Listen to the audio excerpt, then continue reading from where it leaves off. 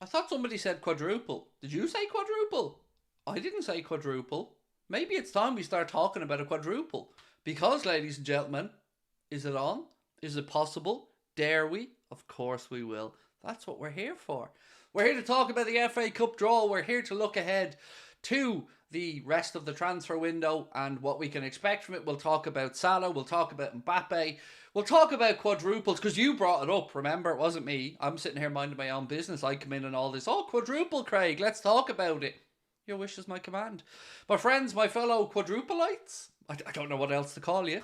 Loads to get through tonight. I hope you're in good form. Why wouldn't you be? The Reds are absolutely mustard at the minute.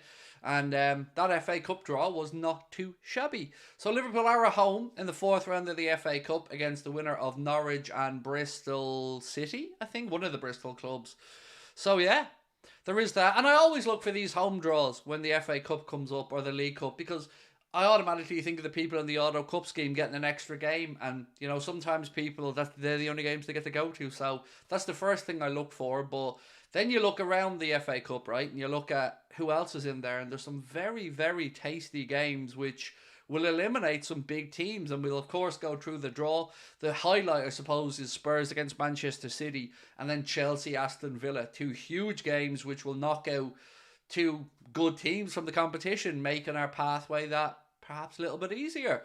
Those games are going to be played weekend of the 27th, by the way, and we'll go through all of that as well. We'll talk about the exodus from Saudi Arabia, but as we always do, when we lose a great of the game, we try to make sure that we bring it up and we talk about it here on Anfield Agenda. And Franz Beckenbauer has passed away, unfortunately. I think 78 years of age.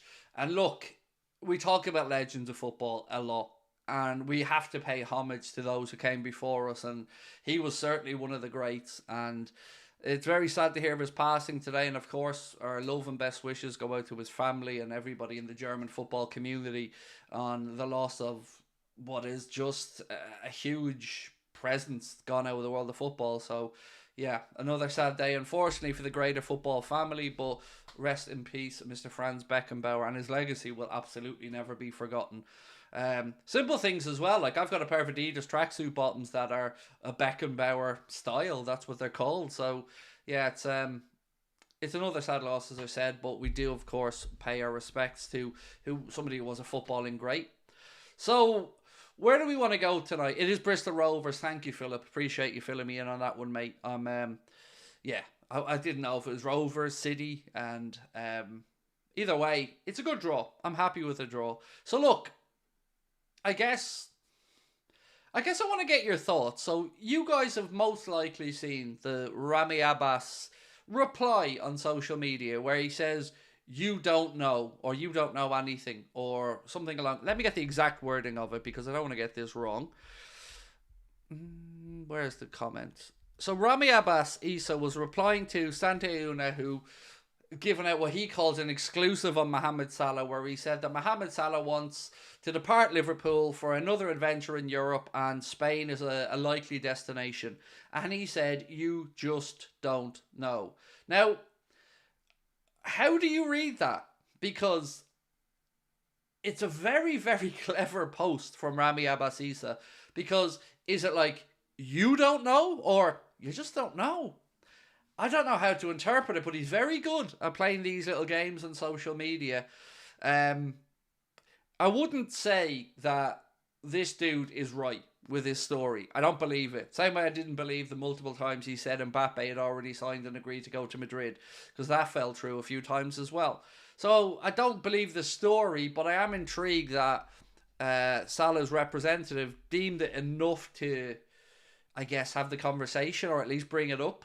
Do we think that this is him probing at Liverpool to maybe, hurry up and get to the negotiating table? Or has Mohamed Salah made up his mind on whatever his future may be?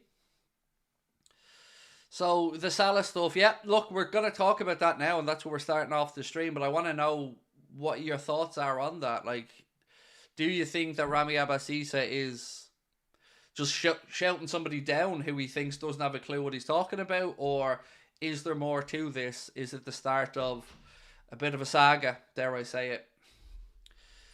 He means you can't tell. That's what is it Deno reckons. it's a tough one to gauge, because if English was his first language, I'd probably feel like he means you just don't know what's happening. You know, you never know, basically, is how I'd interpret it. But I'm unsure if he meant you don't know, as in shouting down the person or shutting down the person. So, yeah. Do you think we're going to sign Mbappe, said Chris. First super chat of the day, Chris. Thank you so much, my man. He said, because if we do, we might have to sell Salah plus the money you give him. In PSG gets paid 6 mil a month. Keep up the good content. Thank you so much, Chris. So, I think in order for us to have a conversation about Mbappe, if we are to have that conversation, yes, I firmly believe that that would have to be if Mohamed Salah moved on. I don't think there's a world in which we look at the Mbappe stuff and think we can bring him in and keep Mohamed Salah. But there's another question that I think needs to be asked, Chris. And it's regardless of what happens with Mbappe, whether he goes to Real Madrid, whether he comes to Liverpool or whatever he might do. How on earth are Madrid affording this? Because there's not a never-ending amount of money. And they're a football club that has already, committed a lot of money to redeveloping the stadium. They've got huge earners in there and huge superstars in, and they've paid some good money for them. So I'm also starting to wonder, why is it certain clubs seem to be able to do whatever they want, and other clubs have FFP issues? It is a very strange situation, and I can't get my head around it. For instance, you see Nottingham Forest and Everton having minor breaches and having to answer questions.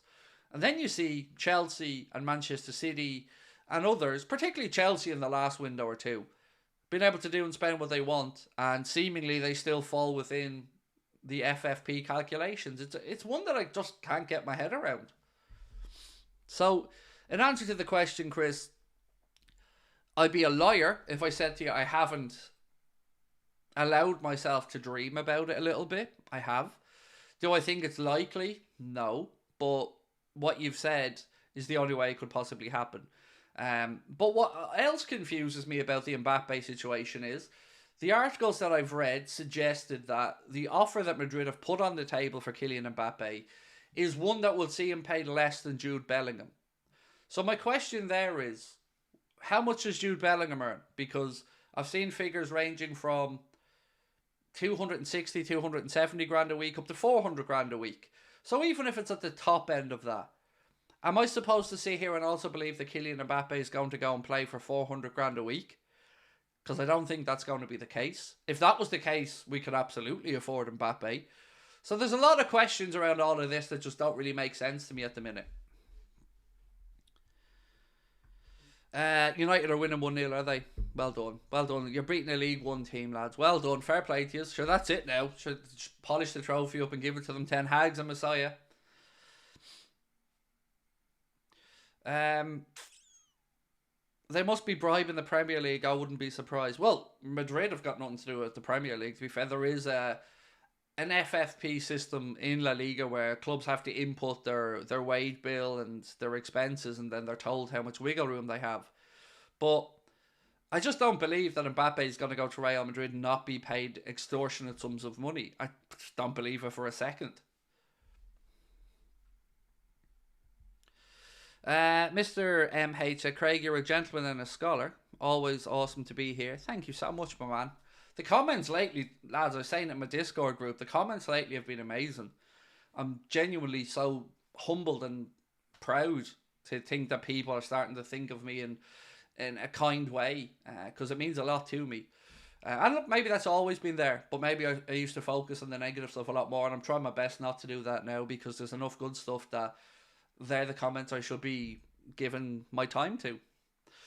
But anyway, sorry, I kind of digressed a little bit there. I want to just address top of the league for a minute if I can. So I'm going to have to restrict how much time I can commit to top of the league. We're still doing it. I'm not pushing the channel away. But I'm going to have to commit my time to Anfield Agenda, because I feel like there's momentum building with our channel here and our community. And I want to dedicate my time to it as much as I can, because it's where I should do. It's my family's future. It's Connor's family's future. Potentially Ben's family's future. I just want to make sure I get it right and I don't shit the bed. So I'm going to be going hell for leather. And you can expect a different amount of content now on Anfield Agenda. So what we're going to do is a 4 o'clock live show. So we're going to be live between 4 and 5 o'clock. Then you're going to get a news video that's going to come out at 6:30. Then you're going to get a live stream again at 8:30. And then you'll get a 12 midday video the next day. That's what you can look forward to on the channel moving forward, because I just want to make more content and chat with you guys more and fully immerse myself in all things Liverpool to try and build the best community we can. Who's better, VVD or Saliba? Come on now. There we go again. And you're a Liverpool fan, dude. Obviously it's VVD, but I get a little bit of a pain in me hoop listening to Arsenal fans and their nonsense and their bitterness and their stupid comparisons. So we had to listen to the Saka Salah nonsense for long enough, and now I think maybe they're starting to discover that maybe that's a stupid conversation. This Saliba Van Dijk one, again, I don't mean to knock Saliba because he's a very, very good defender. Absolutely. But like this, I used to like Arsenal fans, and I still like a good few of them, but I am blown away by the... Is bitterness the right word? But the... No, I think entitlement is probably the right word. Like, for a club that have been away from the very top of the league for quite a while, the sense of entitlement that some of their fan base have is a very strange one to me. I mean, I guess I kind of experienced it when I went onto the kickoff and I had that little to-do on there with the Arsenal fan. But then, you know, I've only ever really interacted with Lee Gunner, who, you know, I like Lee. We get on great. I think Lee calls it as he sees it. Doesn't always speak for everybody, but I like Lee as a guy. So that's only been my real interaction with an Arsenal fan. But then I see some of the other stuff over the past few days, and I don't know where they get it from. Like, we're supposed to be arrogant and entitled as Liverpool fans, and I tell you what, I don't think our fan base is anywhere near as deluded as some of the Arsenal fans are, because there's a lot of sound Arsenal fans as well. But last night, we beat them, right? And I don't know if you guys noticed this, but you look at the media. Liverpool dispatch wasteful Arsenal. And I'm just thinking, where's the credit for Klopp there in the media? Because how I seen that game was Arsenal were the better team in the first 45. Yes, they were somewhat wasteful, but Klopp made the changes and showed his class, and the team showed their class in responding to Jurgen's tactical changes, and we deservedly ran out winners. And I don't see that in the media. I'm seeing more excuse making for Arsenal. Just give us the damn credit. We went to the Emirates, made our changes. Both teams went relatively strong, and we beat them fair and square. We should have beaten them at Anfield, but we were robbed of a penalty. And I'm just starting to get a little bit annoyed with the lack of credit for Jurgen and the lads this year. Because we should be a talking point. You know, we've come back from a terrible season last year, invested well in the market. Those players are starting to show their character and their worth. And this team, once again, have proven that they have steel and a backbone. And can you say the same about Arsenal? Because we had to listen to the Declan Rice crap, and he's a great player, but he's one player. And Arsenal are still soft. They rolled over yesterday, and they didn't have the stomach for the fight. They just didn't, whatever way Arsenal fans want. And neither do Spurs. Spurs go full Spursy as well, but every time we have to listen to it, right, in the media, this London bias of bullshit that, quite frankly, annoys me. Do I like Robbie from AFTV? I don't know Robbie. I've never had a conversation with the man. So yeah, I certainly wouldn't say it's in my place to speak about him. I don't know him, so that's the honest answer. Do I like the style of content on AFTV? Well, I've always been open about that and said it's not really my cup of tea, but I won't judge anybody on a personal level because I don't really know him, so... I simply don't like Mbappe's attitude, and I don't want that at Liverpool, said Sebastian. So, right, Sebastian, I think that's a good jumping off point for a conversation. And I don't think you're alone in wondering about his attitude, right? But the way I'd push back respectfully with what you've said, mate, is, again, I think by saying that, and even, as I said, I thought it as well, we're kind of making out like Klopp's a bit of an idiot.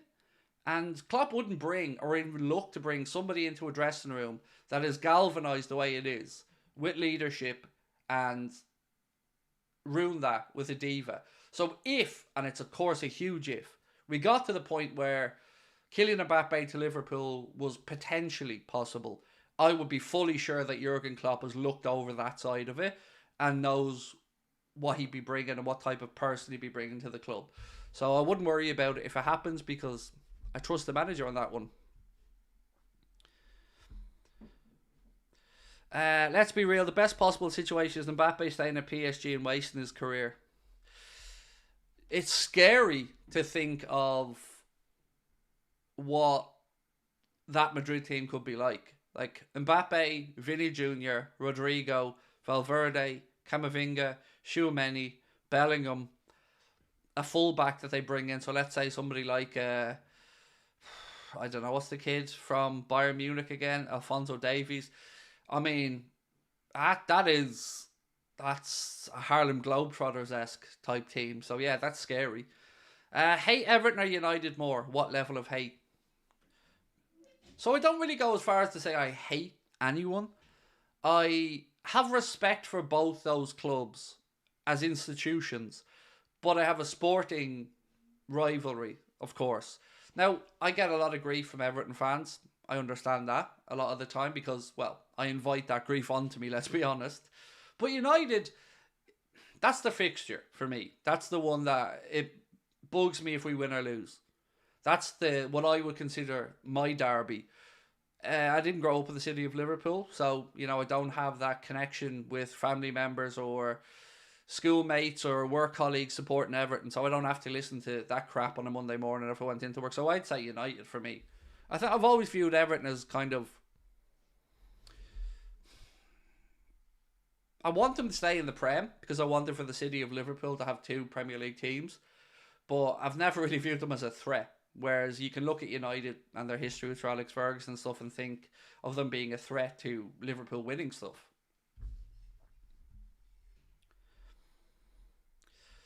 Right, loads of news to get through. So, are we on for a long stream tonight? Because I feel like I am. So if you are coming in late or settling down, I think we're here till 10 o'clock anyway, folks. So if you're going to stick with me, let's have a long stream because there's a lot to get through and I'm in a very chatty mood. So let's talk about Fabio Carvalho for a minute. And I'm sure we'll go back and explore the Salah and Mbappe stuff again over the next hour. But it looks like, well, it's pretty much confirmed he's going to go on loan to Hull City. Liverpool have been impressed with how Hull have moved on Tyler Morton's game, with the way they've managed them. And of course, Hull just below the promotion places or the playoff places in the Championship. Feels like as good a place as any for Carvalho to go and play. So he's going to have a medical there. There's no option to buy it. It's just going to be a straight loan deal. And I think it makes sense. Could he have gone to a slightly higher up club? Yes, perhaps. But it is about making sure the kid gets minutes and develops. So I truly believe that the club will have learned their lesson from what happened with the Leipzig situation. And yeah, hopefully he gets minutes. Craig, Andre and Firmino to Sheffield. Well, I will move on to speak about Andre in a minute because there was some interesting stuff coming up over the last day or two about the Fulham situation with Andre. So it looks like at the moment, no dice for Fulham in that regard. So he's still there. Now, is he still there and have Liverpool still got an interest? Don't know. Is he still there and Liverpool will keep an eye on it and see how the window goes? Don't know. There is a report that says that Liverpool are still interested. I don't know if that's the case or not. When I say I don't know, I'm not trying to shout at and down. I'm being genuine. I truly don't know. But I wouldn't say it's our biggest need right now. I think we need a centre-back. That's what has me the most concerned. But it is going to be weird if we don't see Andre move. Because at one point you had Liverpool, you had Fulham, and a couple of other Premier League clubs looking at him. You had clubs certainly looking at him in Serie A. And now when he's available and the window's open and Fluminense have played in all their competitions, they've won the Copa Libertadores, they went over and were knocked out of the Club World Cup. Or sorry, they were beaten in the final of the Club World Cup. He's there to be bought and nobody really seems to be pushing ahead with it. So I don't know what's going to happen with him. I don't know if maybe that game against Manchester City turned a few people off because he wasn't very good in the game against Manchester City. And I've watched him play in a few other games and he's looked far better than in that game where positionally he looked suspect at times. But also Endo, Endo's been really good. Henderson, please stay in Saudi Arabia. He threw us under the bus. A general comment. Well, I'm going to speak about Hendo now because you brought him up. And the first thing I want to say about Jordan Henderson is he's not going to be coming back to Liverpool. So we can, rest assured now on that one. Bayer Leverkusen were one of the clubs he was named as being offered to. So this piece said, Jordan Henderson has offered himself to Bayern Munich and Bayer Leverkusen as he attempts to leave Saudi Arabia.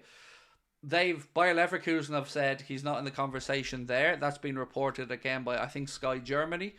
The next thing about Jordan Henderson... Florian Plettenberg said, Jordan Henderson is not a topic of discussion at Bayer Leverkusen. The next part about that situation with Henderson is that he could have to pay up to 3 million quid if he came back to England, because you have to be out of the country for 12 months. Or if you come back into the country, you end up paying, I think, like 45% tax. So the article I read said if he came back to England just 6 months after leaving Saudi, he may have to pay about 3 million quid to HMRC in tax. But the really interesting part about this story is the follow-on that I've seen. Transfer sector on social media or on X have said, many players are already considering leaving Saudi Arabia.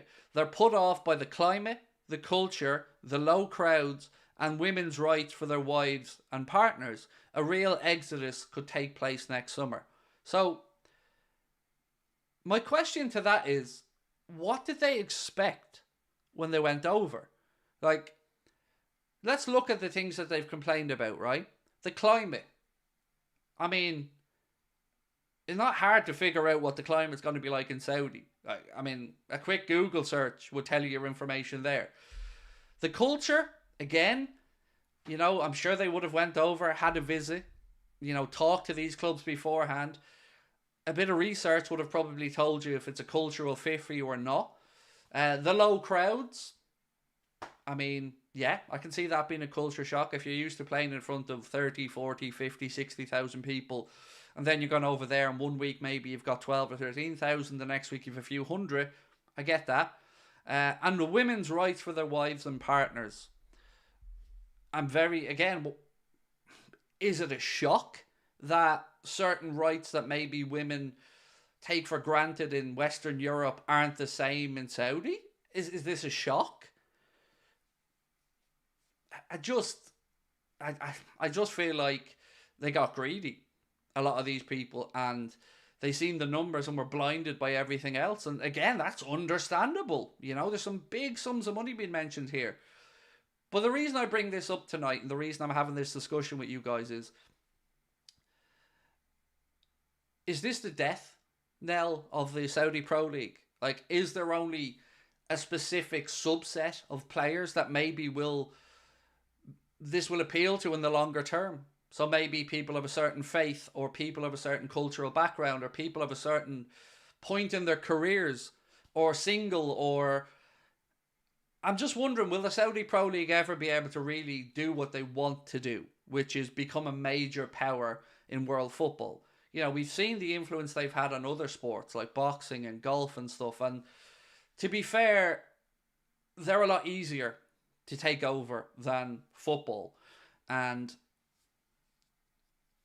it will be interesting to see if they're able to keep this up or not, or if it becomes another like China, where it was good for a few years and then ultimately it faded away. So what do you guys think about Saudi? Like, this says up to 10 players could be considering leaving. Craig, you need to get back on the kickoff. Too much disrespect to Liverpool and our quality. Oh, I'm on there, Fionn, on the 18th of March. I'm going over for the Luton Manchester United game. And don't you worry, you know it. I'll be sticking up our corner and I'll be fighting our cause. Don't you worry about that, my man. So yeah, I will be there on the 18th of February, so you can pencil that one in.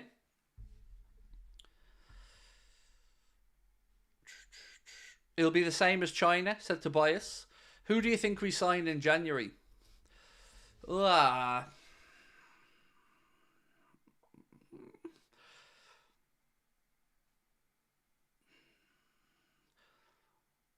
So I think that there isn't a plan to sign somebody. That's what I feel. But we're also not ruling it out. So I feel if we had somebody we wanted, it would have been done early. And what Paul Joyce tweeted is kind of exactly where I'm at. As things stand, ... no plans. But we are a club that will look at an evolving situation and maybe something tickles our fancy. But I tell you what else though. Virgil van Dijk being ill really gave me a wake-up call, because if one player got injured right now, we're in a bit of trouble with centre-backs. Yes, we've got Owen Beck back, but there's no guarantee that Owen Beck will be able to do the job Gomez has done at left-back. So let's say we got an injury to Virg. There's no guarantee that we can just drop Owen Beck in at left-back and pull Gomez back into centre-back and that everything will be tickety-boo, because we don't know. Now also, granted, Robbo's probably only a few weeks away. So I'm unsure. I think if we do anything, it'll be a defender. But it might be a case of let's see how we get on over the next few weeks, really. And the big thing for me as well is the Salah situation. And I keep talking about this because it's not going to go away. And I say this to you guys every time there's an international break or an international tournament and players head off. The stories start to come out. Their agents start to get a bit braver and a bit bolder. And the leaks that you don't get when they're back in England or in Europe really start to come out. And I feel like between now and the end of the season, the last thing that we can allow to happen is a distraction about the Mohamed Salah situation.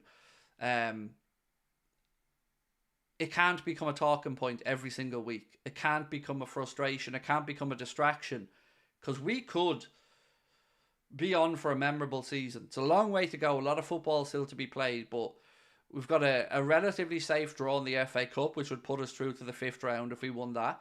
We're in the semi-final of the League Cup. First game on Wednesday of that. We're top of the league as things currently stand, and our destiny's in our own hands with that. And we're into the knockout stages of the Europa League. So it's all still there for us to play for. And I don't need any more distractions, because I don't care what anybody says. There have been times where Mohamed Salah and the Sadio Mane stuff and the contract, it was a distraction. And it took up too much mental energy for everyone. So I just love a resolution to it, whatever it might be. I feel like we just need to know now. Is he going to sign a new deal? Is he going to leave? Are we really looking at Mbappe? Are we waiting to see what Mo thinks before even making a move for Mbappe? Is there something behind the scenes that we don't know about with Mbappe? It's just tiring. It's tiring constantly talking about it, because it's a big thing, right? We're talking about a player who has rewritten the numbers at Liverpool in the modern day. But I do think some people are also a little bit blinded by his age at times. And I don't know, if we give him a new deal, what would you be comfortable with on that deal? So for me, he has 1 year to go. I feel like if we throw another year on top of that, that's probably the sensible option. So we'd have 2 years to go. But then are we just kicking the headache down the road a little bit to say we're going to have this again next year? So when we get to January of next year and he's into the same situation he's in now, are we going to have this conversation all over again? So I'd like some resolution, one way or the other, to know exactly what's going to happen. Beck was Dundee best player. Beat Rangers were looking to get him. Yes, they were looking to get him, Jamie. They made an inquiry as to bringing on Beck on loan. Is there any truth about Somerville from Leeds? Not that I'm aware of, but again, I am not saying there isn't truth to it. I just haven't seen or read anything on it myself. Craig, if we sign nobody in January, who do you think the summer signing will be? So even that, Matthew, there's a couple of unanswered questions there that we'd need to know. Thiago situation, is he leaving when his contract's up? If so, do we need to bring in another midfielder? Joel Matip, he's out of contract in the summer. What did the club do there? Now, I'm pretty steadfast in the belief that I don't want Joel Matip getting a new deal. Not because I don't rate Joel, not because I don't like Joel, because I don't think it's sensible. For his age, with the injury he has, and the fact that we have a get out of jail free card at the end of this season, I feel like we should absolutely help him with his rehab and all of that stuff. But I don't think it should be to the detriment of availability of players for us. And Matip, best case scenario, is not going to be around first half of next season probably. So even if you extend his contract, you're then into the point of arguing, will he ever get back to his level? Is he going to be the same player when he comes back? Will he, like Virgil van Dijk admitted, doubt his body for maybe a year? There's a lot of stuff that just doesn't make sense. It just doesn't seem worth the risk to me. So I'd look for a centre-back in the summer. Other than that, probably a midfielder. But if you move Trent into midfield, then you're talking about a full-back. So these are the questions that I think we don't know the answer to, because I think we have to get to a point where Trent plays in midfield. It has to get to that point now, because there's been too much fannying around not to do it. You know, we've tried it. He looks comfortable there. Yes, he's in this hybrid role, but let's get to the point where you just play him there now and figure out what we do at right back. Thiago is done. Thiago's our Martial. Look, I'm agreeing with you all. Thiago is up at the end of the season, and again, I feel like the natural point to end his time at Liverpool is then. So I don't expect Thiago to get an extension. I think it would be stupidity to do it, particularly if you look at the wage that he's on. You know, he's one of our higher paid players. I think he's on about 200 or £220,000 a week. For what? Right now, you know, I know nobody wants to be injured, and I know it's not his fault, but still not any use to us, is it, really? And that's 10 million quid a year, and that's 10 million quid a year that we don't have to pay after the summer, so it doesn't make any sense to renew that. We've got the conversation with Queevy and Kelleher that we're going to have as well. Is he going to want to move on and play first team football? What did Liverpool do there? Gianluca Pitaluga is on loan at St. Pat's in the League of Ireland now, which is great. Myself and Connor are going to make sure we go and watch a little bit of him playing for St. Pat's to see what he's like. And Elise is the one for me. Regardless of what happens with Mohamed Salah, I would like us to be in the conversation for Elise next summer. Because I just think it makes sense all around. You know, even if Mo stays, my opinion on Mo is that he's better central. As he gets older, I'd like to see him involved in the action areas more. And Elise seems like a perfect, ready-made, Premier League proven, young, attacking, pacey player. The only concern would be he's picked up a few injuries this year that maybe have stunted his development a bit, or maybe cause you concern about if he's going to have these issues moving forward.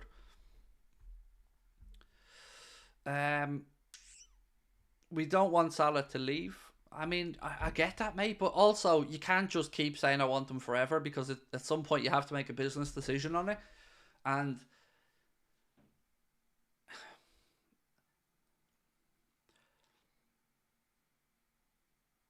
I don't know what's going to happen. I'm trying to sit here and try and give you a viewpoint of what I think happens with Mohamed Salah, but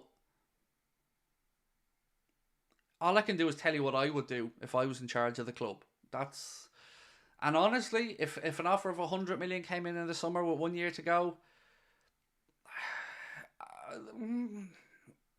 I'd probably find that hard to turn down if I was running the club, because you're immediately going to go and have to reinvest that, and you have to think longer term. You can't always, like, us fans think here and now. And that's right, because we're only concerned about here and now. We want stuff to happen right now. But sometimes you do have to look down the line. And also, our owners are cheap fucks. We can't forget this. So it's not like we're a Manchester United where we can go, yeah, we'll keep Mo and we'll go out and drop 150 million. We know John W. Henry's not wired that way. So the idea of giving 100 million to Jurgen Klopp, you know what he could do with it. But also, the idea of keeping Salah for 2 more years and winning more stuff with Klopp, that's very appealing as well.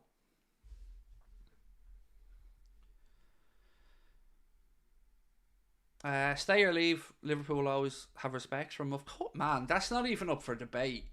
Mohamed Salah, if he left tomorrow, would be a Liverpool icon, legend, absolutely right up there with the greats. No, he has done that. That is established. That is his legacy, and he's earned that. So yeah, I don't think that's going to be an issue. There's nobody ever going to look at that and not respect him or think that. No, the man's a legend.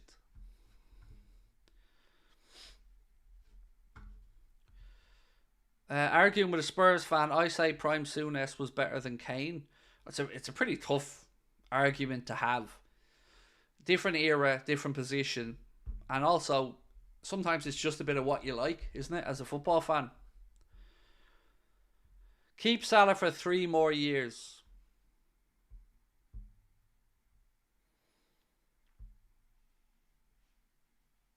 Yeah. Again, I'm somebody who's at peace with any option here. The only option with the Salah situation that I think is unacceptable is to allow him to run down his contract and go for free.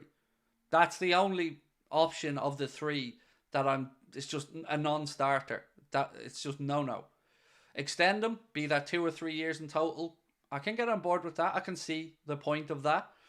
Sell him, again, as I've said. I can see the point of that. I can see looking to the future. I just can't see a world where we let him run down his contract and leave for free. That would just be madness. Did you hear that there's no VAR in the semis of the Carabao Cup? Yes, I only read it earlier on, John, because the Riverside, Middlesbrough's ground, doesn't have VAR or the cameras or whatever the equipment is needed. Then yes, there's no VAR for the other. So even though 75% of the grounds and the games in the semi-finals will have it, the rule is if it's not available everybody in that round, then it's not used. So yeah, no VAR. Don't know whether that's a good thing or a bad thing, but look, we'll find out Wednesday. And thank you for your super chat, by the way, John. Appreciate that. When does his contract end? It ends in the end of June 2025. So next summer. Not the one coming up, the one after. We have a quick look at the FA Cup draw in its entirety. So just really quickly to fly through these. It's West Brom against Brentford or Wolves. West Ham or Bristol City against Forest or Blackpool. Leicester City against Hull or Birmingham. Sheffield Wednesday against Coventry. The first of the really big ties is Chelsea versus Aston Villa at Stamford Bridge. Ipswich against Maidstone United. Then it's us, Liverpool versus Norwich or Bristol Rovers. Next big tie is a doozy as well. It's Spurs versus Manchester City at the Tottenham Hotspur Stadium. Then it's Leeds against Plymouth. Crystal Palace or Everton against Luton or Bolton. Newport or Eastleigh against Wigan or Manchester United, likely to be Manchester United now. And Sheffield United versus Brighton, and then Fulham Newcastle. So 3 decent games in there, which will knock out Premier League sides. So Fulham Newcastle, somebody's got to go. Chelsea Villa, somebody's got to go. And Spurs City, somebody's got to go. So that's even done well for us, because the pool of threats in the competition is weakening. So yeah, it's all coming up Millhouse. I think Salah will stay as long as Klopp is still manager, said Laser Sharp. I think I can see where you're going with that, mate. Yeah. Could you see a contract extension that aligns up to when Klopp leaves? Yeah, I think I can see that as a possibility. Davino said, let him and Klopp leave for free together, the end of a beautiful chapter. It is, but we then have to think about how we fund the next chapter. See, that's where sometimes I think our fan sentimentality interferes with the logical business brain of a football club.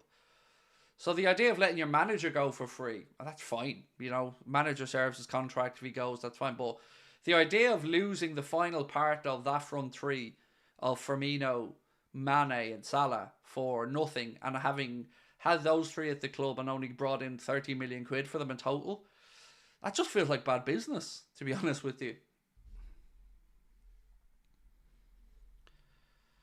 Probably a dumb question, but why is VAR not at the point where they can take the equipment to a club like Middlesbrough for one game? I would imagine it's quite complex, where the cameras and all have to be mounted and viewed. So yeah, I mean, if it was so straightforward, it probably would have been used in the Championship and other grounds. So I would imagine it's cost prohibitive. What else we got? Do you think Middlesbrough can beat Chelsea? No. Not over two legs with the second leg at Stamford Bridge. I think Chelsea's class or squad depth will tell over two legs.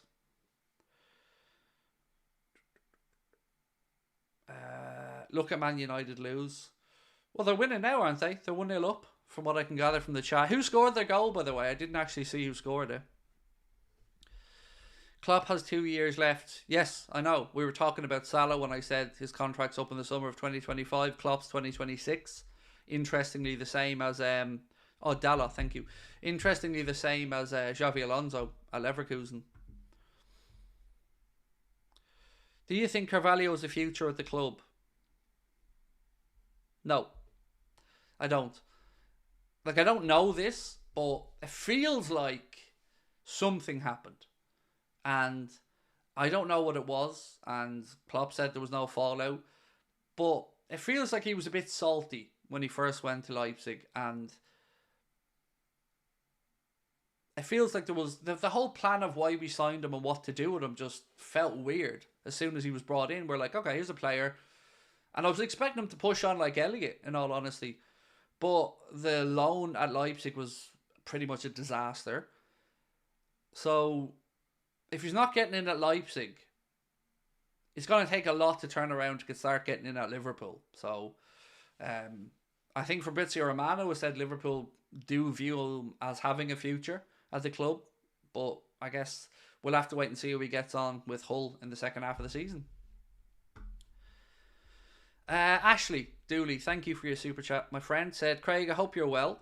Although he's not at his best, how lucky are we to have the best right winger, best centre back, and best goalkeeper in the world? Oh yeah, extremely fortunate, mate.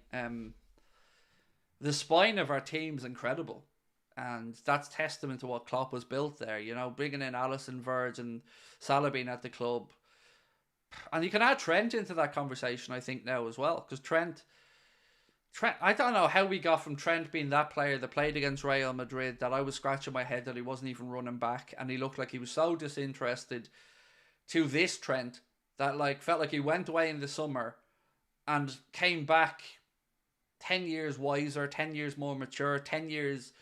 It's like his experience just grew over that summer, and now he's a leader and he's just becoming a catalyst for what we're doing. So that's brilliant as well. But yes, we're lucky we've got a great spine of the team. And Alisson Becker, man, he's just so good. Just, yeah. It's great that the big money signings that we made there just worked so well. Now look, I know Darwin was big money and I know that that's still to be decided. But, you know, ultimately when Klopp has dropped big in the market, we've got value. And Alisson and Van Dijk have been just bargains. So what do you guys think about Trent? What's going to happen? Do you think the club bring in a right back and Trent's future is going to be in some form of midfield? Or do you think the way Klopp utilises him now is likely to be the way we play moving forward, and that Canade or whomever's at right back just covers for Trent? Obviously, Salah does great work covering for Trent as well, as does whoever's on the right side of midfield, be that Szoboszlai or Elliott. They're also very good at tucking in and covering, but I feel like he just wants to do it at some point, Klopp, and I think we're going to get there. James Pond said, let's not forget Trent's still only 25, getting so much criticism at a young age, it's difficult for anyone to cope with. So, yes and no. The England stuff was really weird. Like, seeing Southgate just not really want to utilise Trent, seemingly, felt weird. Because it felt like, at some point, yes, he was some inconsistencies at times, but just, you can't not have a player with that ability playing for England. Like, it just felt stupid. So yeah, that whole England stuff was annoying for me. I think some of the criticism of Trent was deserved, if I'm being honest with you. You know, we can't say he didn't have a time where he was shite, because he was. You know, we don't want to say these things, but that game against Real Madrid will forever stand out in my mind, where Modric ran past him and he didn't even chase back. And it was just, it's like he's just given up. But he's not that player anymore. He's not that guy anymore. And he's definitely now a leader. An absolute bona fide leader of that dressing room. Eventually, Cam said, Frimpong in, Trent to midfield with the ability to shift back. The game calls for it. So we're talking about all this, right? But what about Bradley? You know, we have a right back at the club who potentially could do this role. Like, yes, Frimpong's played more games. Yes, Frimpong's more established. But we've got Calvin Ramsey. We've got Connor Bradley. We've got options. And Bradley showed when he came on against Arsenal, he didn't look at all out of place, did he? He looked like he belonged there. So I wouldn't rule out Bradley being an option as well if Klopp does want to move Trent into midfield. And somebody said, when's Trent's contract up? Same as Mohamed Salah's. He's got a year and a bit to go. And Trent, Verge and Mo are the three most likely next to be spoken to about contract extensions based off what the media are saying anyway.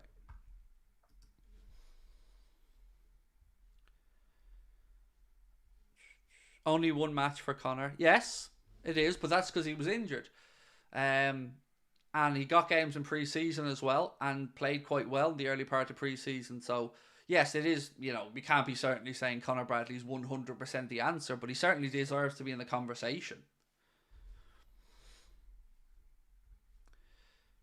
Craig, do you think we could have used Bradley in future matches and used Trent and Szoboszlai in midfield?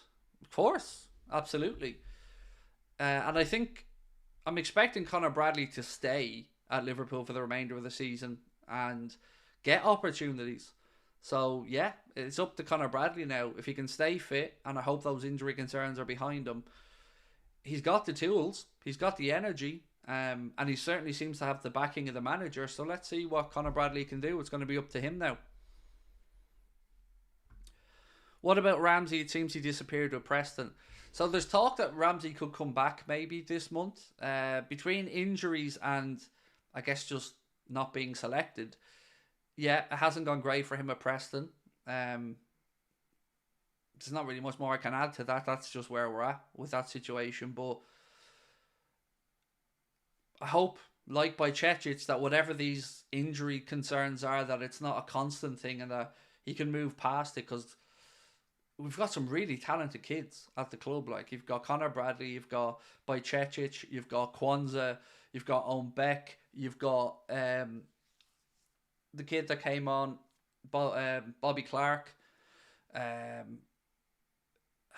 There are options there for us moving on. Great talent. Pitaluga on loan at St. Pat's now as a keeper.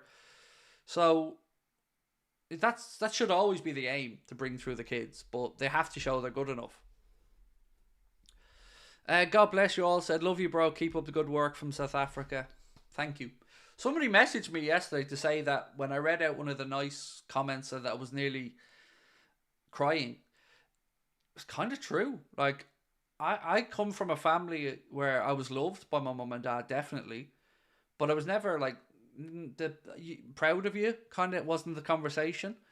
It was always kind of me doing my own thing against the world. And to hear people say, you know, that they look forward to the streams, or that I make their lives a bit more fun or anything like that, I take that as a huge compliment and endorsement, and it makes me feel good. As obvious as that probably sounds, but it makes me feel good about myself, because I've always told you I'm my own biggest critic, and I'm a very insecure person. But yeah, lately I'm immensely proud of everything and very, very content and happy. And also, where is it? Don't forget about the Boston show. Don't forget about the Boston show. We are 22nd of March in Boston. If you're in that neck of the woods, please do get yourselves to Ticketmaster. Have a look. Come and see us. And I'm almost certain I'm going to be in Vegas in October, but not for a work thing. Just for a lad's trip. We're all proud of what you've built. But we built it. That's the thing. We built it. Yes, me and Connor were the drivers of the channel, but it doesn't exist without you. And I've said this to you guys from day one. When people say to me about our channel, yes, they talk about the graphics and they talk about the streams, but the community and the chat is the thing that keeps coming back to me from other people, other content creators, non-Liverpool fans, because it's different. And it's different because of you. Because you don't put up with it. You don't put up with the trolls. You don't put up with the bullshit. And nor do we. We get rid of them. Because this is our space. This is our little world where we get to be vulnerable and we get to have fun and we get to talk about mental health and we get to talk about Liverpool and I get to go choo-choo about Mbappe and Bellingham. And yeah, it's our little world and nobody gets to fuck it up for us. We've built it and it's ours. And I like that we've done it despite everybody closing doors in our face. Despite the mainstream media never looking at Anfield Agenda, never quoting Anfield Agenda, never giving us any credit. They can deny us all they want, but they can't deny the numbers. They can't deny the community, and they won't deny us because we're doing something. We're building something special together. The community and me and Connor and everyone. And I genuinely don't know where this ends up, but my God, I'm excited to see what happens. Why not make a hangout the Vegas trip? I need an excuse to go to Vegas. Oh, dude. Vegas would be for whoever wants to show up, man. Vegas is going to be fun. I'm going with Brian, LFC USA. But just me and him. So, yes. If we're going to go to Vegas, if anybody's in Vegas or that neck of the woods, then absolutely we want to meet up. Same about Boston. Even if you can't come to the show, hit us up. Let us know you're in that neck of the woods and be a pleasure to have a drink or go out for dinner or meet people. Because that's the joy of this. Nothing made me happier than when we did the Dublin show and I got to speak to people afterwards and I got to hear how they watch the channel, how they got to watch it, you know, who they interact with, where they're from. And it just makes you feel proud because it's the real world version of what we're doing, you know, the real people that have given us this platform. It's nice to shake your hand and say thank you to you, like. Would the sign-on fee for Mbappe cost more or less than what Ben White spends on spray?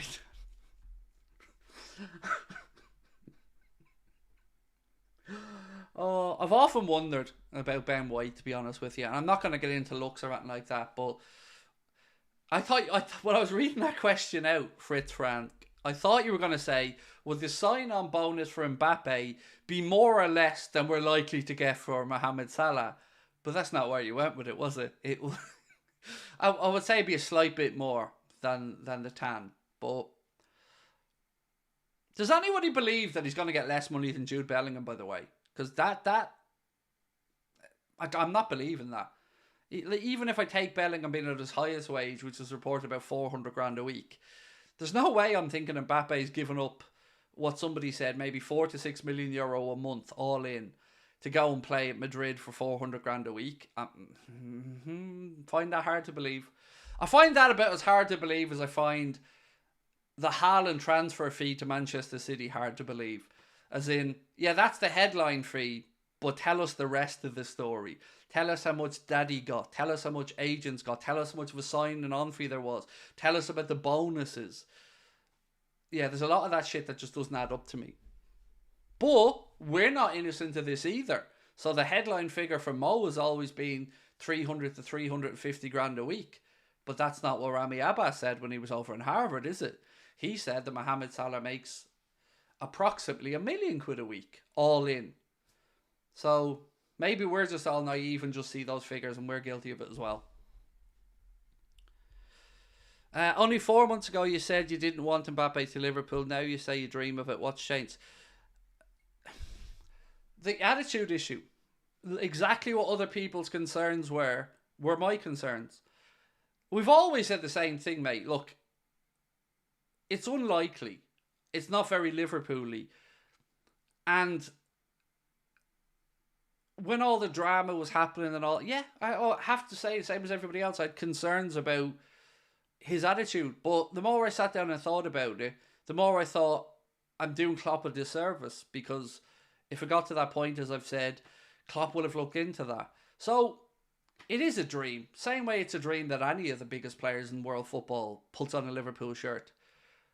And no matter what any of us say, and people will genuinely not want Mbappe at Liverpool. There will be Liverpool fans who are like, nah, don't need that distraction. But nobody can deny that it will give you a buzz. Or the stature of the club would change overnight. And we would have gone from a huge club to a behemoth of a club again. And the attention of the world would be back on Liverpool. And there are also other aspects of it that just kind of...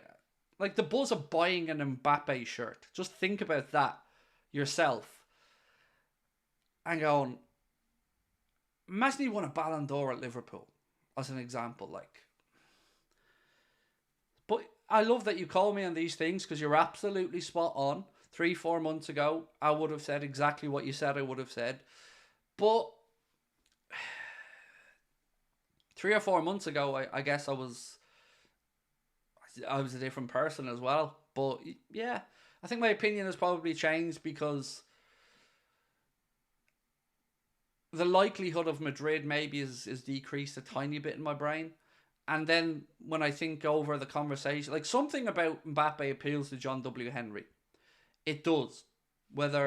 Which is really weird because we all know John W. Henry's cheap with regards to the money he spends at Liverpool.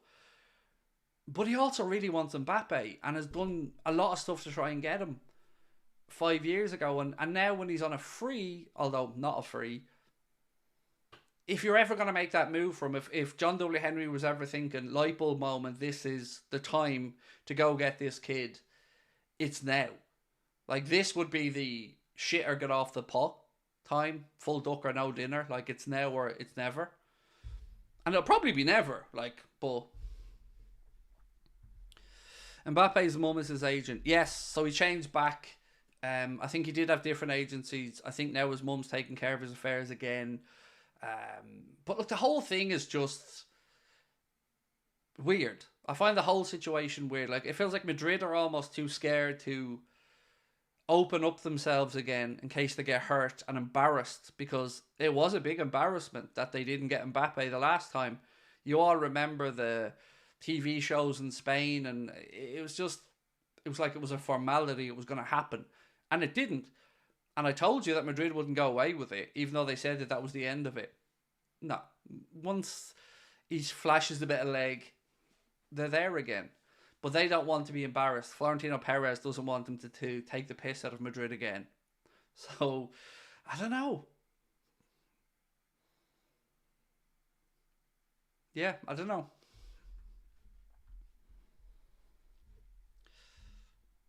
Even for 3-4 years just to have him around. Even for 2 or 3 years.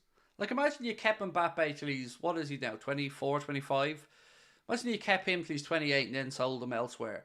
Ka-ching! You're going to make a load of money. And we would have had the fun of watching Mbappe. Imagine the heads melting of other fan bases. Like, tomorrow you wake up and you hear Liverpool have agreed a deal with Kylian Mbappe to join Liverpool in the summer.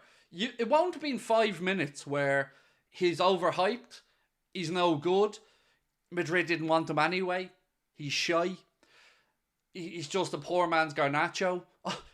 All that stuff would happen straight away because people's heads would be falling off and they'd be trying to undermine it yet again for Liverpool and make out like he isn't a superstar. And I wouldn't mind that bit of shithousery. I wouldn't mind to watch opposition fans' heads explode, because it'd be the most un-Liverpool thing ever for us to do that. I'm buying a shirt straight away, as am I. 100%. I won't wear it, but I'll want it. I'll want to own a shirt that says Mbappe and whatever number at Liverpool. Absolutely, I'm buying the shirt. Anfield Agenda minion for life. Craig equals top G. Thank you, my man. Appreciate you. Has Craig spoken about Szoboszlai injury? No, the only thing I know, Ezra, about that is I think the expectation, and maybe it's a change, but I've not seen that into the country yet. The expectation is that after the game on Wednesday, he should be back for the next one. So there's something I've never spoken about really about Anfield Agenda, and I want to just talk about it now for a minute. Do you guys have any idea how satisfying it is to be told for years on social media that I'm an embarrassment to the club, that I'm not welcome in the city of Liverpool, that I'm a laughing stock, that they hate me, that I'm a wool, that I'm... And then to go on a couple of years later and look at all these people keeping track of everything I do and say, and knowing that we're the most viewed Liverpool fan channel in the world, and I live in Ireland, and that people despise me just for that, just because I'm not local, and maybe because they think I'm an asshole, and that's okay. But the satisfaction that we've taken from being able to do this, despite barriers being put up in front of us all the time. Like, I've never had an opportunity to do a TV program or an interview about Liverpool Football Club with an outlet, or the big podcast, or any of this stuff. Everything that we've built together, you and us, we've done from the ground up, our own way, with no help from anybody. And I think it's about time you start to get some goddamn respect for what we have built. Because, I say it again, we are the most viewed Liverpool fan channel in the fucking world. And I'm an idiot from Ireland. And you're all idiots from wherever you're from. And we've done it together. And we've done it with one simple thing. By not talking down to people. That's the big secret of Anfield Agenda. It's always been the secret of Anfield Agenda. I've said it from day one. I'm sick of seeing people look down their noses at American fans, or South African fans, or Australian fans, and thinking they're inferior fucking fans. Because that wasn't my experience of overseas footy fans. My experience was people who got up early to drive to bars to watch with their mates. People who in Australia went into bars late at night to stay there for 3-4 a.m. kickoffs. People who travelled and saved their entire lives to come over for a game only to be told that you're the fucking problem in the stadium. That the shit atmosphere is your fault. That bugs me. And it's always bugged me. So I wanted to prove a point. And I think we're proving the point. There's more of us. There's more of us that feel disenfranchised and look down our noses at. And by the time people realise, it's going to be too fucking late. Because it's done. We're here. And we're not going anywhere as a community together. So big up yourselves for that. Because I know that doesn't apply to all of you. I know it doesn't. I know there's some of you who are locals, who are sound and have always been with us. And I don't mean to tar anybody with the same brush. But I'm not fucking lying, lad. The satisfaction of getting to this point after being ridiculed, mocked, laughed at, threatened. There isn't a day that goes by that I don't wake up and smile and go, nearly 250,000 of us. That's a beautiful thing, and thank you all for that, because it proves what I've always known about the club. We're an amazing collection of people from all parts of the world, and we don't choose to fall in love with Liverpool. You don't. You don't choose to get the bug. But when you get it, my God, you get it. And I remember Melbourne Cricket Ground and the You'll Never Walk Alone and thinking, wow, fuck. I remember being over in Tampa and speaking to Tampa fans who may never get to Anfield but love the football club and want to know about the culture. That's what the club is. That's where we are. And I think of us as a kind of unofficial international supporters club. And you're always going to have a place here. And you're always going to be welcome here. Nobody's going to disrespect you unless you disrespect somebody else. It is a religion. That's probably the best way, Drew Vat, yes. It's probably the closest thing I've had to religion in my life anyway. I've often tried to think, how do you explain this? Like, imagine aliens came down tomorrow again and said to you, explain football. Why do you like football? Explain this. Why are you all so obsessed with 22 people running around after a bit of inflated leather on a patch of grass? I don't know. I still can't explain it. But it just hits different. Maybe it's the tribalism. Maybe it's the part of belonging and feeling with something. I don't know. But God, it's weird, isn't it? Much respect for me. Never give up. Thank you, my man. Appreciate you. Right, more talk. Elise. So Fabrizio Romano was speaking about Liverpool maybe signing another forward, and he said, "I'm aware there has been speculation about Liverpool making a short-term loan signing up front to cover for, I think, Mo. For now, there's nothing concrete, and I personally believe they have a very good squad." So, look, we have a great squad, and as things stand, I would agree that signing a forward right now, the need for it, probably not there yet. But in the summer, if somebody's going to be in for Elise, I do want it to be us. I want us to be at the table because he's the next generation. Even if you have him and Salah at the club, and even if Salah stays 2 more years, so what? Elise is still going to be a kid by the time Salah leaves, and he will have been a kid who'll be acclimatised and used to the Liverpool ways and system at that point. So I hope he's one that we do trigger in the summer, because I'm really starting to fall for. Is that the right word? I'm really starting to warm to the idea.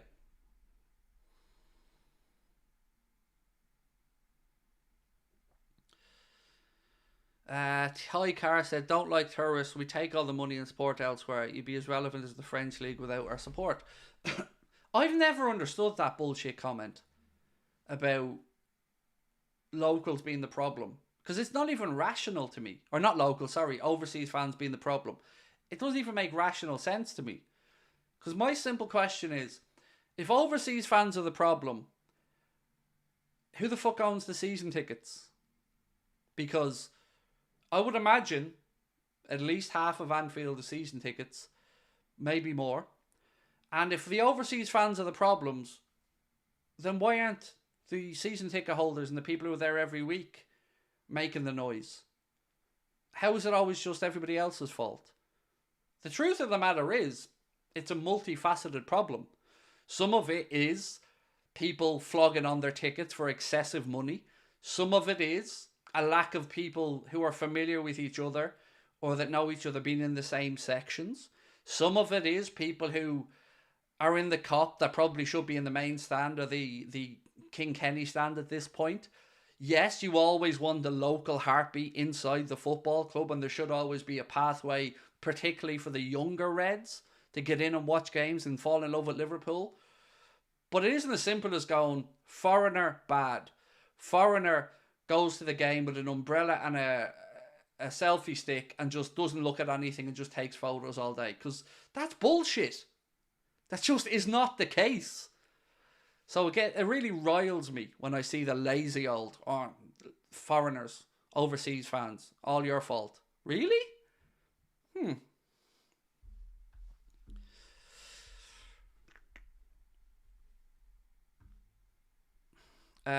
Local only attendance cannot produce enough revenue to be able to buy the players, the locals from outside the city they want.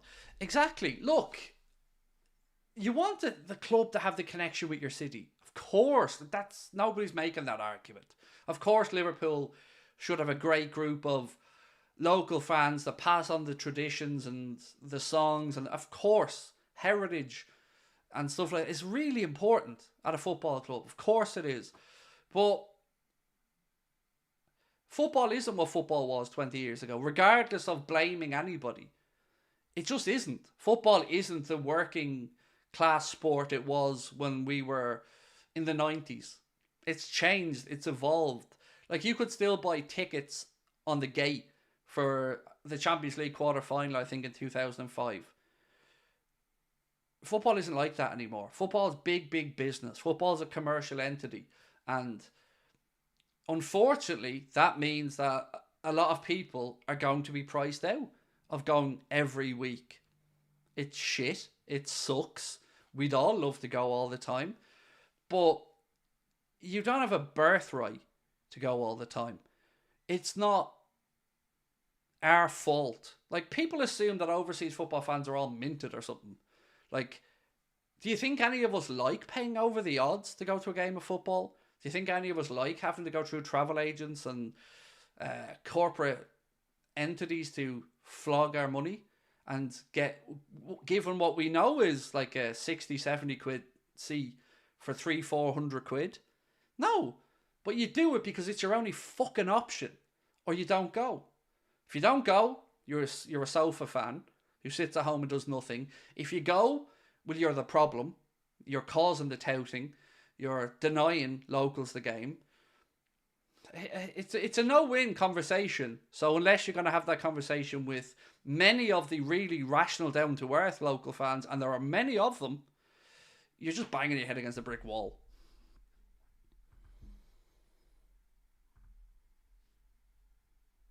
Liverpool would not Premier League club if it weren't for the overseas fans. There's many Norwegian fans gone over every week. Yes, loads, and same from Ireland, and same from other parts. I think I missed the super chat. Sorry, let me go back up. I think Pomp. There you go. Sorry, mate. I apologise for missing this one. Thank you, Mark, for pointing that out to me. Said, any recommendations for a good pub to watch a Liverpool game in Dublin? Me and the family will be heading there around the time of the Brighton game. Leave it with me. Pomp, leave it with me, and I'll look. It depends what part of Dublin you're in. There are definitely 2 or 3 bars in Dublin city centre that are known to be frequented by Liverpool fans. I just don't drink and don't go into the city centre, so don't know them. But leave it with me, and I promise I'll get you a recommendation, mate. You won't be short. Trust me, man. Liverpool are very well followed over here, so we'll definitely be able to sort that one out and figure it out for you.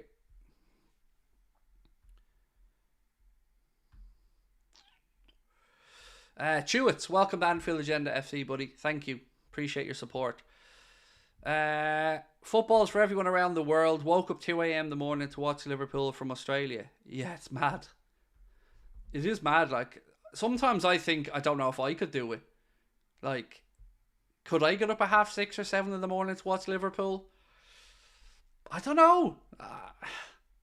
I'm being honest, I'd like to think I would, but would I record it and not watch it, nor not look at social media or at and watch it when I get up? Maybe.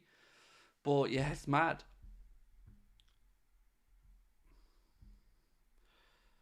Us locals are not arsed where you're from. We all bang to the same drum. So David, absolutely, there's a huge section of local fans who are welcoming, friendly, and give the city of Liverpool the great name it has. A welcoming city with fun. And that's been my experience. But I can't sit here and lie, mate, and saying there hasn't been a lot of, at least people who pretend to be locals, who don't use the same lazy throats. But you are right, mate. Most locals, when you go over, are sound. And Liverpool is one of the most welcoming, friendly, fun cities I've ever had the pleasure of being in. So I'm not here to knock locals. I'm just trying to defend the position of my audience, who probably feel like they're looked down their noses at by some people at time. And sometimes it is the minority that are the loudest, mate.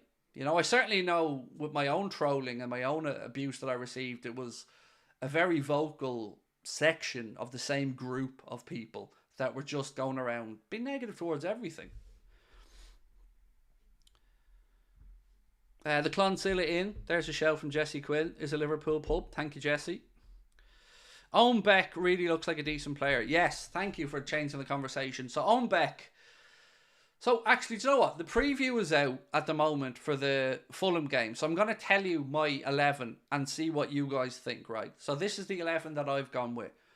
Kelleher in goal. Don't come at me. We know it's his competition. So Kelleher in goal. I've gone for Bradley at right back, Gomez at left back, Verge if he's okay after his illness, and Kanade in the centre back positions. Trent in the number 6, because we want to see it, don't we?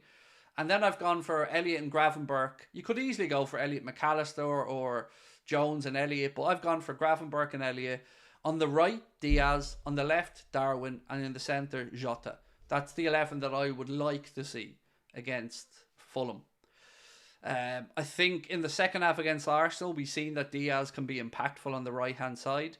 I think Bradley would have the energy to go up and down that right flank all day and keep an eye on Anthony Toney as well. Or excuse me, what's the dude's name again? Anthony... what's his name again? Robinson, sorry. Gone blank there for a second. Yeah, and I think at home is a better idea to play Trent there with the crowd behind him in a game that we should be looking to boss anyway. So hopefully that's the 11 I think that we'll maybe see. Penalty for United, of course. It wouldn't be a game without the penalty. So yeah, that's what I think. What do you guys think for an 11 for the game against Fulham? Would you change it around? Would you put Gakpo in? Interested to see what you guys are thinking.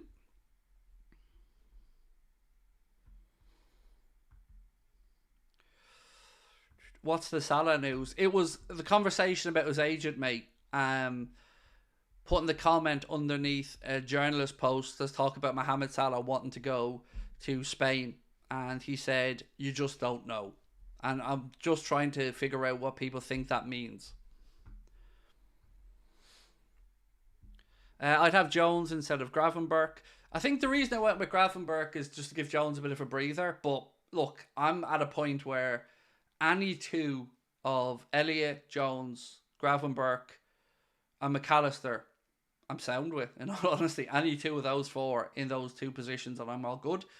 I just, because everybody's not happy with seeing McAllister in the six, and Endo started to step up, although he's away, this feels like a game where we could try Trent there. And Gravenberch could drop in and cover maybe if Trent goes a bit further forward.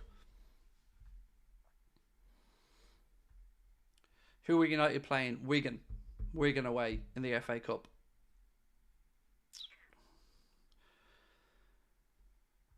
Acting by Bruno.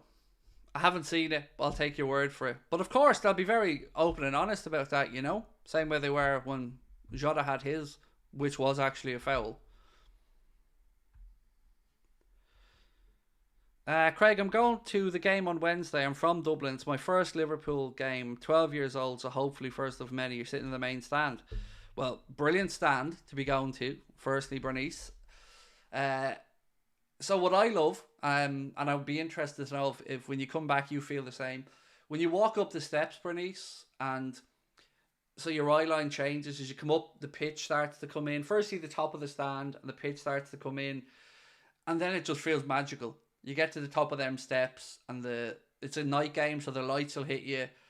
The cold winter air will be there, and there's just something magical about it. You can't explain it. And it never gets old. Anytime I go up them steps and I'm met with the pitch at eye level and you look around, it's special. So I'm sure you're going to have an amazing time. I hope we get the win. But yeah, good game for your first one. And nice one. Main stands. It's a beautiful stand as well. Robbie said, defo going to Wembley if Liverpool makes it. So I've only ever had one chance, Robbie, to go to Wembley. And I was in a supporters club. And we were playing, the one we played Villa in the semi-final. And I said, the option was, if I go to the semi-final, I couldn't go to the final. But if I roll the dice and pass up the ticket to the semi-final, I could have got the ticket to the final. So I thought to myself, we're playing Villa. They're not very good at that time. I'll roll the dice. Didn't work out well for me, did it? So that was my chance to go to Wembley out the window. But I'm kind of glad I didn't go, to be honest, because we lost the game and I wouldn't want my only trip to Wembley to have been to see Liverpool lose to Villa with Gabby. I think it was Gabby Bonlahor scoring it. So part of me was a bit relieved, but another part of me was sad because I was almost convinced I was going to get to go to Wembley for a final.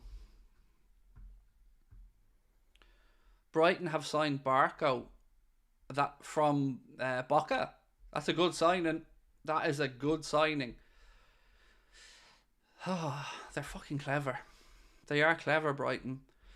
If it's the same Barco, which I assume it is, the left back from Boca, he's a good player. He's a good player.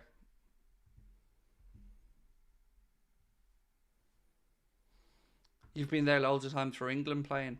Yeah, I'm fascinated with stadiums, Robbie. I love just going to see stadiums, whether I go to a game in them or not. Like, I just love the architecture and the structure of a stadium.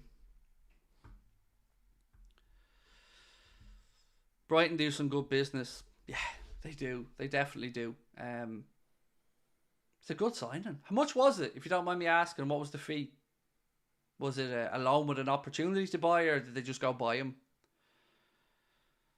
Craig, do you think Madrid are starting to get the media to spread the narrative that Mbappe's career would be incomplete if he didn't join?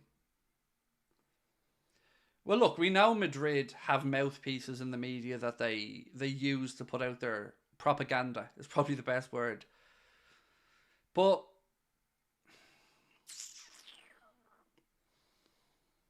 I don't know, maybe the allure of Madrid is for most people. Like, it certainly worked with Bellingham, and it's worked with Ronaldo, and it's worked with Bale, and it's worked with many, because they're a super club. But I don't know if Mbappe, I think he'll make up his own mind whatever he wants to do, and I don't know if he'll be swayed by pressure. Doesn't strike me as the type of personality to bow down to pressure. So I've no doubt Madrid are putting the narrative out there, because this narrative has shifted from we're not going back in for him to we're going back in from him, we're giving him a contract offer that's there for the first 2 weeks, and if it's not answered in the first 2 weeks of January, then we're pulling it, and now which we'll give him to the end of the month, and it just seems like, do you know what, I'm gonna say it, they're entitled arseholes. I'm gonna say it. That's Madrid to me are the embodiment of entitlement, because go back, if you have Twitter, and look at Madrid fan pages before they signed Bellingham. And so many of them, he's overhyped, he's English shite, we don't want them, we need players in other positions, blah, blah, blah. Fast forward, he's saving them now, and he's an absolute superstar. And remember when they signed Hazard, people were holding up signs saying we want Mbappe. Like, they're some of the most entitled twats I've ever had the displeasure of seeing on any form of social media. Any recommendations for where to buy tickets? I wish I had a shortcut for you, but I have a bit of an in, thankfully, with Oosh now. But other than that, it's just, same as everybody else, I had to pay travel agents, I had to pay the club for the corporate tickets or the hospitality packages. I mean, you can take your chances and go maybe the night before the game and have a look around the local pubs, and maybe somebody can sort you out, but I don't know, is the honest answer, mate. It's a 10 million deal for Barco. Again, that seems like good business. Opinion on Timo Werner to Spurs. The jokes almost write themselves. Like, the most Spursy player in the world going to Spurs. I feel like he would have done better at United, because I feel like there's more of a position from there with the way that they're playing. But if I'm a Spurs fan, I'm certainly not going to be displeased that you've got more options now, because Son's obviously away for the Asia Games. And he'll give them another attacking option. So I wouldn't be displeased about it if I was a Spurs fan, particularly just alone. On Ticketmaster. Oh wait, I was talking about your show. What, our show? Have we got a show coming up in Boston 22nd of March with tickets on sale on Ticketmaster right now, Davino? There you go. How many Madrid fans? The way Madrid fans treat their players too is gross. Yeah, they're entitled. And so's Florentino Perez. They're all delusional in my mind.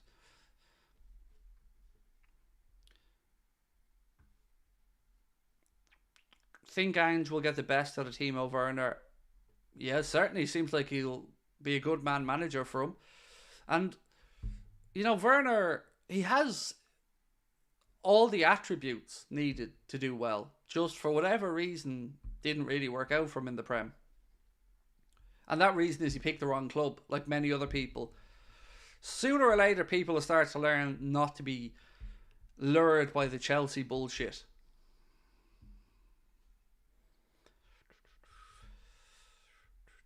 Good reason to be, they usually get whoever they're after. Yeah, they do. But I don't know. Can any player there ever really feel like they're loved by the fans? Because remember, this is the same fan base that turned on Ronaldo. And although I'm not a fan of Ronaldo, with what he did for that club and what he won with that club, to hear people boo him was fucking unbelievable, to be honest with you. That's right, Craig. Imagine turning Klopp down. Especially if you're German. Do you know what I mean? I couldn't believe that. Imagine turning down the chance to go work with Jurgen Klopp because of a call with Frank Lampard. And now look, Frank Lampard, I'm sure, is a nice man, but he was an unproven manager, and you had the chance to come and play for Jurgen Klopp in front of the Kop for Liverpool, and you turned it down. It was a weird one. I don't get it.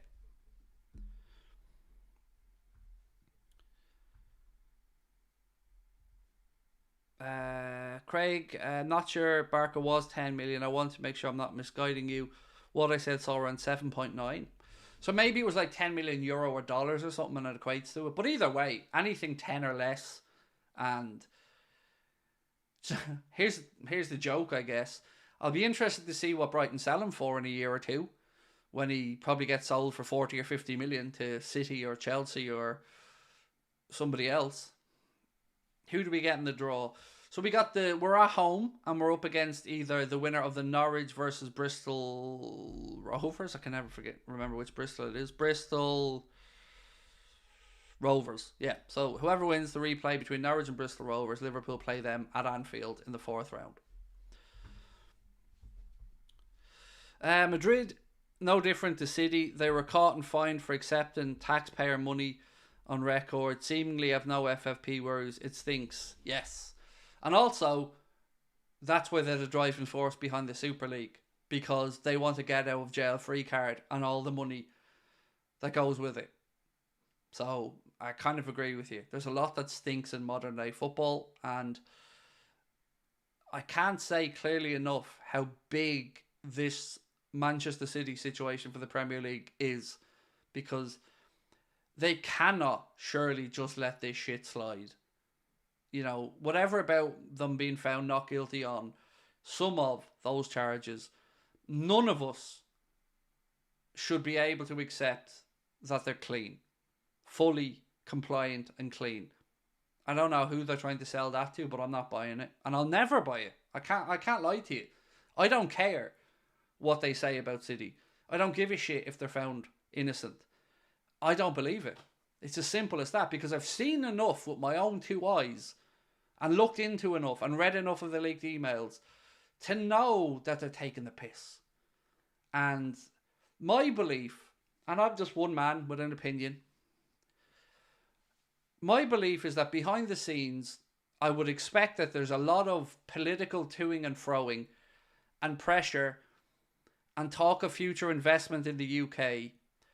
And have a look. I'm almost certain that there's an article doing the rounds recently that said in the last 12 months that there was a 10 billion investment in green energy in the UK coming from Abu Dhabi.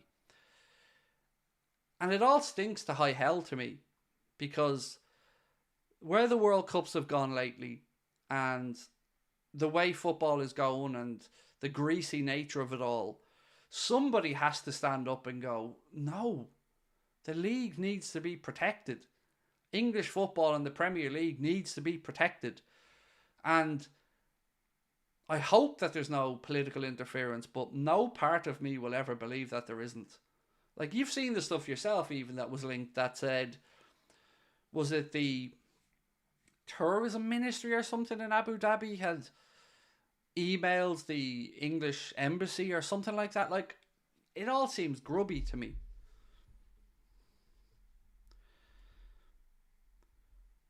Craig, what do you rate Melbourne Cricket Ground? Is it in your top 5 stadiums you've been to? Oh, I've never been to it, mate.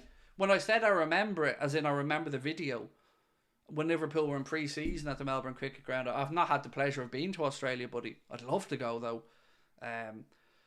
But yeah, look, stadiums like that. Like when we're going over to Boston in March, did I mention we're going over to Boston in March? Tickets on sale now for the live show, 22nd of March at the House of Blues Foundation Room. Ticketmaster.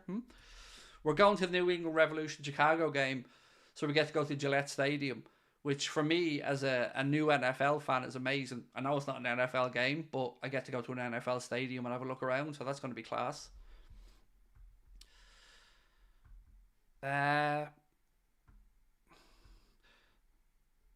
Mate, what exactly have I said, Gary, with the Mbappe videos? That's embarrassing. So tell me where I've said Mbappe signing, Gary, or tell me where I've intimated that Mbappe signed it, because you're saying it's embarrassing, and that's no problem, mate. You're entitled to an opinion, but what have I said that's embarrassing? Because to the best of my recollection, my friend, every time I've spoke about Mbappe, I've said I fully expect him to go to Madrid. It's very unlike Liverpool. But I also can't ignore, Gary, that John W. Henry did fly him on his private jet. That we have kept in contact with him for 5 years. That Mbappe's family is a fan of us. These are facts, mate. And they're not my stories. They're just facts. So, respectfully, if you think it's embarrassing, you are free to go and watch elsewhere, my man. But I know what I've said. And that's all I can really say. Who's your NFL team? So I did pick one recently. But I feel like I'm infringing on the rights of actual NFL fans. But Houston are, yeah, I like Stroud. I think he's going to be fun over the next few years to watch. So we're gonna go Houston. I couldn't bring myself. Weirdly, I love the AT&T Stadium, or that's the Dallas one, isn't it? The AT&T. But there's something about Jerry Jones that just seems very fucking entitled and very weird. So the idea of liking an NFL team that's kind of the opposite or at odds with him appealed to me. So yeah, that's where I'm at.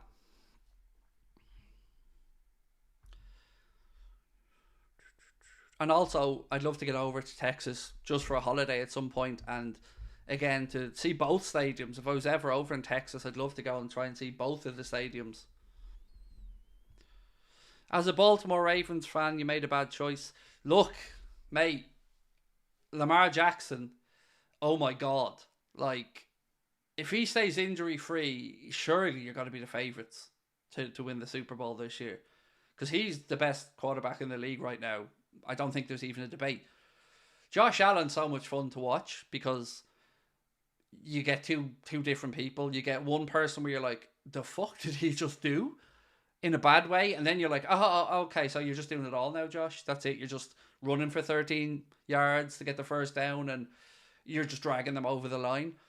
So yeah, look, I'm only a couple of years into watching the NFL, my man, but I know two things. I know if you're a Chicago Bears fan, you're in for heartache. I know that the Broncos must be very difficult to follow as well. But it's something that I'm enjoying really getting into over the past few years. And it works with my late time frame as well, with how late I stay up. Davino said, Craig, it'll be my honour and privilege and pleasure to take you out for a meal when you come to Boston. You inspire me every day. Need to repay you. I will sleep with you.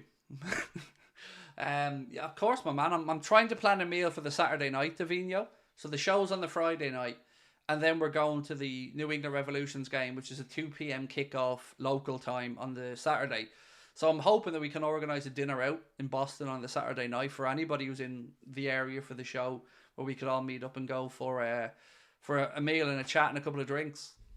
I'm going to be there for 6 nights anyway, so one way or the other, sir, absolutely we can make that happen. Be my pleasure.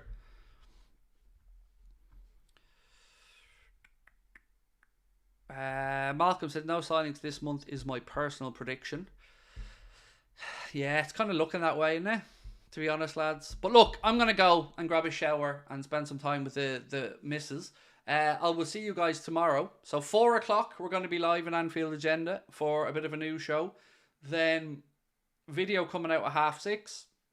Back live at 8:30. And then another video out at midday. So that's going to be what we're going to try to do now. So we'll be live twice a day, 4 o'clock and 8:30. Yeah, appreciate you guys as always. And don't forget, drop a like on the video if you can. Only 400 likes. Come on now. Let's get that up.